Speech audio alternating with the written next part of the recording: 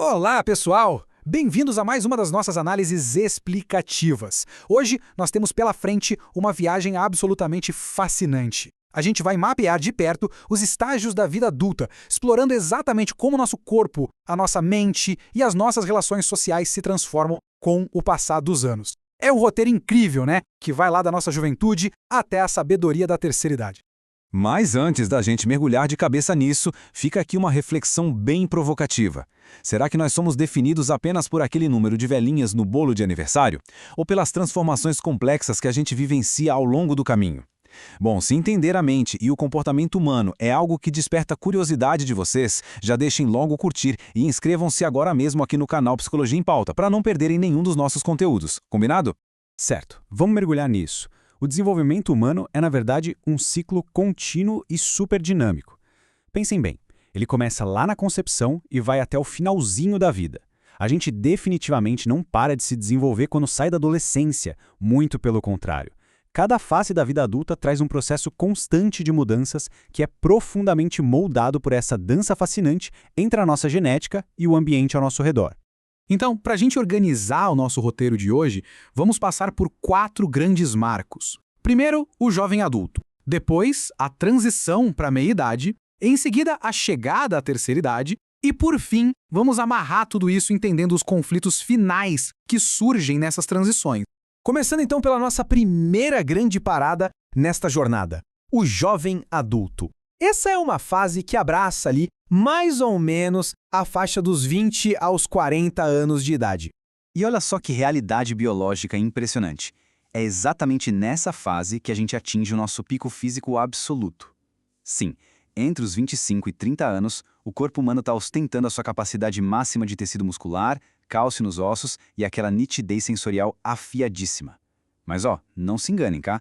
Apesar de estarmos lá no topo da montanha física, as escolhas de estilo de vida que a gente faz aqui, tipo a nossa dieta ou o consumo de álcool, começam a ditar silenciosamente as regras do jogo para nossa saúde a longo prazo.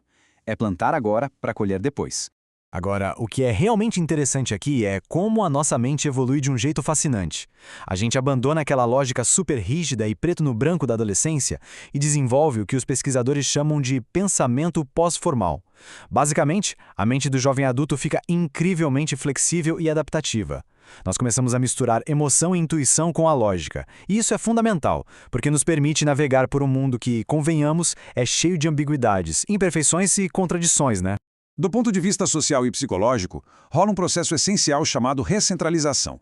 É quase como um redirecionamento de rota. Trata-se daquela transição onde a gente vai, aos poucos, tirando o peso da dependência da família de origem e transferindo essa energia para a nossa própria independência. É a fase de assumir as rédeas, de firmar novos compromissos, seja construindo uma carreira sólida, seja engatando um relacionamento sério ou até mesmo um casamento. E é bem aqui que entra a famosa teoria do Erik Erikson, com a grande crise normativa dessa fase.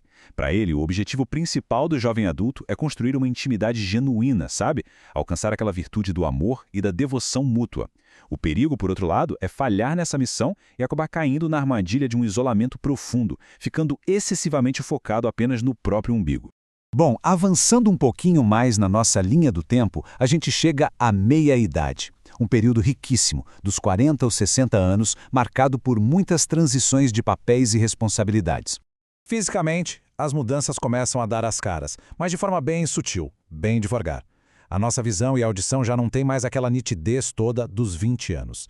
O corpo passa por perdas de elasticidade e massa óssea, sem contar as mudanças hormonais gigantescas, como a menopausa nas mulheres. É um momento em que o cuidado com a saúde precisa ser redobrado. Por quê? Porque a gente deixa de ter apenas aquelas doenças rápidas e passageiras e passa a lidar com o risco de condições crônicas, tipo uma hipertensão alimentada por anos de estresse.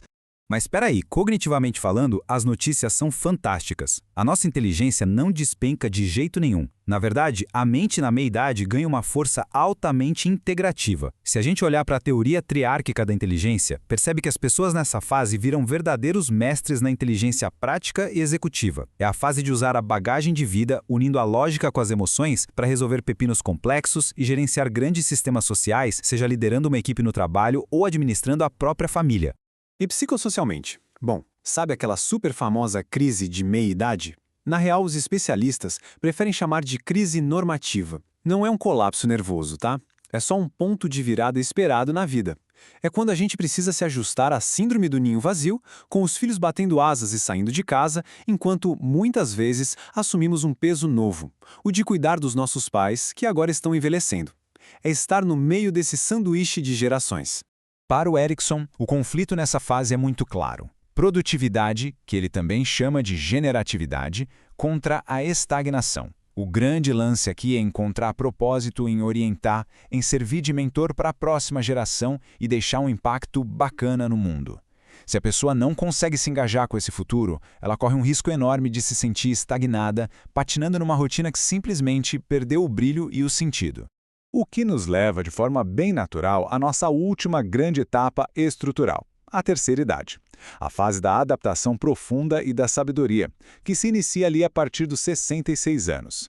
Isso ilustra brilhantemente a complexidade dessa fase, como traduzido nessas palavras poéticas do Carlos Drummond de Andrade. O envelhecimento nos presenteia com uma sabedoria imensa, é verdade. Mas, por outro lado, a realidade física impõe que a gente aprenda a lidar emocionalmente com uma série de perdas inevitáveis que acontecem bem lá no fundo, no íntimo do nosso ser.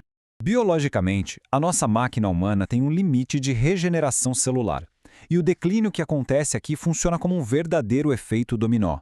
Tudo está interconectado. Uma simples redução na capacidade respiratória já pesa no sistema cardiovascular, que por sua vez limita a nossa energia para caminhar ou fazer exercícios. Os músculos perdem força, os ossos ficam mais frágeis, os nossos sentidos diminuem e o corpo já não se adapta ao estresse com a mesma facilidade de antes. Mas olha, o foco não pode ficar só nessa parte física, não. Cognitivamente, os idosos entram numa fase riquíssima que a gente chama de estágio de criação de herança. É aqui que a energia mental passa por uma grande reorganização e foca naquilo que tem valor de verdade. A mente se volta para contar a própria história, para distribuir com carinho o que foi construído e garantir que um legado, seja ele um legado material ou uma bela história de vida, seja deixado para quem se ama. No campo social, os ajustes que precisam ser feitos são monumentais. Pensa comigo.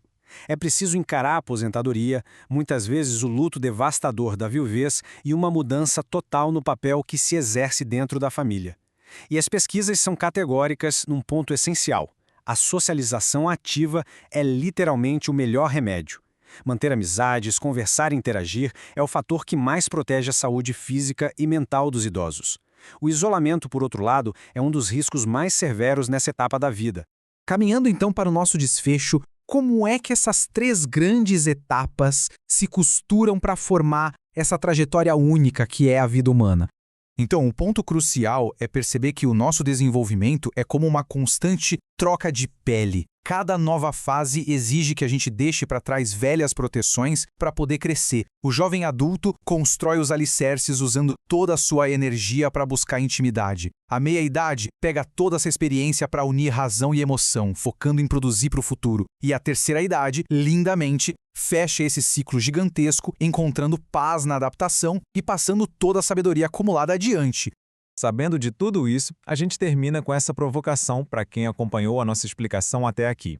Em qual dessas grandes transições vocês estão agora? E como essas mudanças estão moldando a forma como vocês veem o mundo? Entender a nossa própria evolução é, sem dúvida, a maior chave para o bem-estar. Bom, se essa nossa análise explicativa trouxe valor e fez vocês pensarem, não esqueçam de curtir este conteúdo, de se inscrever aqui no canal Psicologia em Pauta e de compartilhar com os amigos. E por favor, deixem aqui nos comentários quais são as sugestões de temas que vocês querem ver nas nossas próximas análises. Muito obrigado pela companhia e até a próxima!